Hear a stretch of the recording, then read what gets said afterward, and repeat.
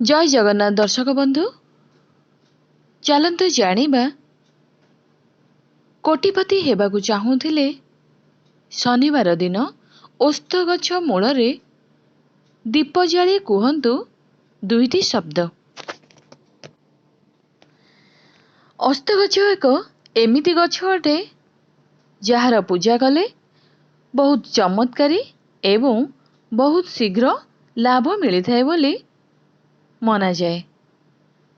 जदि कौनसी लोक बहुत दिनरू रोगरे पीड़ित अछंती तेबे एही परिस्थिति रे जदि प्रतिदिन अस्तगछ रे पानी दियंती तेबे बहुत शीघ्र तांको औषधर लाभ मिली थाए एवं से सुस्थ होई जांती। आर्थिक समस्या रे चिंतित अछंती, मानसिक चिंता शारीरिक चिंतारे चिंतित अछंती, करजरे बुड़ी रहिछंती, कौनसे भी प्रकारर समस्या थिले जदि अस्तगछर पूजा करिवे, दीप दान करिवे, परिक्रमा करिवे तो आपण समस्त समस्या बहुत शीघ्र दूर होइथाए। एही गछको भगवान विष्णुଙ୍କର स्वरूप मना जाए। एही कथा भगवान विष्णु कहिचंती, गछ मध्यरु मु अस्तगछ अटे। सेथिपाई अस्तगछर पूजा कले आमको बहुत शीघ्र लाभ प्राप्ति होइथाए। अस्तगछरे भगवान विष्णुଙ୍କ व्यतीत 33 कोटी देवी देवतांकर वास करंती। आमर पितृपुरुषଙ୍କ वास होइथाए। जेतेबेले आमे एही गछर पूजा करिथाउ तो आमको बहुत शीघ्र लाभ प्राप्ति होइथाए। एही गछर पूजा करिले समस्त देवी देवतांकर आशीर्वाद प्राप्त होइथाए। आमर पूर्वजंकर भी आशीर्वाद मिलिथाए। आज आमे आलोचना करिबा एक चमत्कारी उपाय विषय रे। शनिवार दिन सूर्यास्त परे एही उपाय करिबा उचित। मात्र गोटे शनिवार एही उपाय कले एहार लाभ मिलिथाए।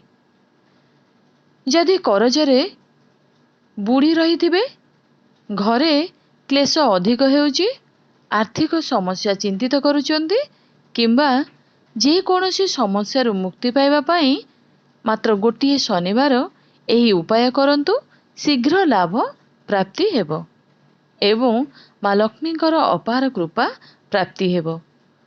धनर आगमन हेबो, धन संचय भी हेबो। चाकिरी रे थिबा चिंता दूर हेबो, व्यवसाय रे उन्नति हेबो। शनिवार दिन संध्यारे कौनसी पुरुणा अस्तगछ मूलकु जांतु। अल्प रोली एवं छोट लाल कपड़ा, लाल सूता रक्षा सूत्र, एक अटार दीप एवं गाई घिଅ नेई जांतु। सेठारे जलांतु किंबा तिलर तेल भी नेई परिबे। सूर्यास्त परे राति 8टा मध्यरे अस्तगछर पूजा करिनेबा उचित। एहा परे एही गछर पूजा करिबा उचित नुहे। एही गछ पाखकु डेरी राति रे जिबा उचित नुहे। सेथिपाई राति 8टा पूर्वरु एही उपाय करिनेबे। जेतेबेले अस्तगछ पाखकु जिबे, प्रथमे सेही गछकु प्रणाम करिवे एवं एहा परे समस्त देवी देवतांकु प्रणाम करिवे। पूर्वजंकु प्रणाम करिवे एवं एहा सहित भगवान हनुमानंकु प्रणाम करिवे। भगवान शनिदेवंकु प्रणाम करिवे। शनिवार शनिदेवंकर दिन अटे। सेथिपाई शनिदेवंकु अवश्य प्रणाम करिवे। एहा परे अटार दीपकु अस्त गछ मूलरे जळेई हनुमान चालीसार पाठ करि नियंतु। भगवान हनुमानंकर आराधना करी मनरे हनुमानंकु ध्यान करी एक थर हनुमान चालीसार पाठ करंतु। जेतेबेले पाठ करि सारिबे तो अस्त गछर एक बड़ पत्र देखिबे। जेमिति सेही गछरे थिबा सेही पत्रकु तोड़िबे नाही, सेही गछरे ही लागी रहिबो। ସେହି ପତ୍ରରେ ରୋଲିରେ ଅଳ୍ପ ଜଳ ଦେଇ ଓଦା କରି ସେହି ପତ୍ରରେ ନିଜର ମନସ୍କାମନା ଅନାମିକା ଆଙ୍ଗୁଳିରେ ଲେଖି ଦିଅନ୍ତୁ। ଯେଉଁ ବି ସମସ୍ୟାରୁ ମୁକ୍ତି ପାଇବାକୁ ଚାହୁଁଛନ୍ତି ତାହା ଲେଖି ଦିଅନ୍ତୁ। ଯେଉଁ ପତ୍ରରେ ନିଜର ମନସ୍କାମନା ଲେଖିଥିବେ ସେହି ଡାଳରେ ଯେଉଁ ସୂତା ନେଇଥିଲେ ତାହାକୁ 7 ଫେରା କରି ବାନ୍ଧି ଦିଅନ୍ତୁ ଏବଂ ଯେଉଁ ସୂତା ଅଧିକ ରହିବ ତାହାକୁ ନିଜର ଡାହାଣ ହାତରେ ବାନ୍ଧି ଦିଅନ୍ତୁ। ଏହାପରେ ଅସ୍ତ ଗଛର ଛାଇରେ ବସି ଏହି ମନ୍ତ୍ରର ଜପ କରିବାକୁ ହେବ।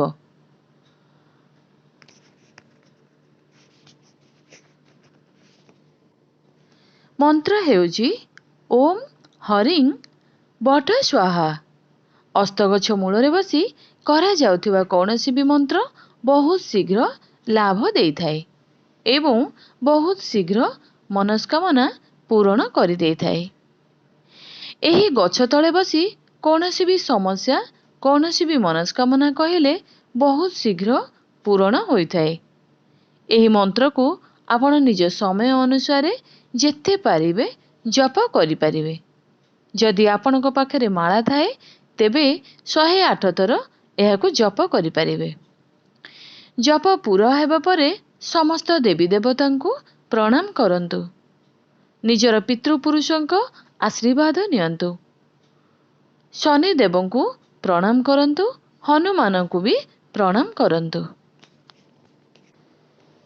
ଯେତେବେଳେ ସମସ୍ତ ଦେବୀ ଦେବତାଙ୍କୁ ପ୍ରଣାମ କରିବେ ତ ସେତେବେଳେ ନିଜର ମନସ୍କାମନା କୁହନ୍ତୁ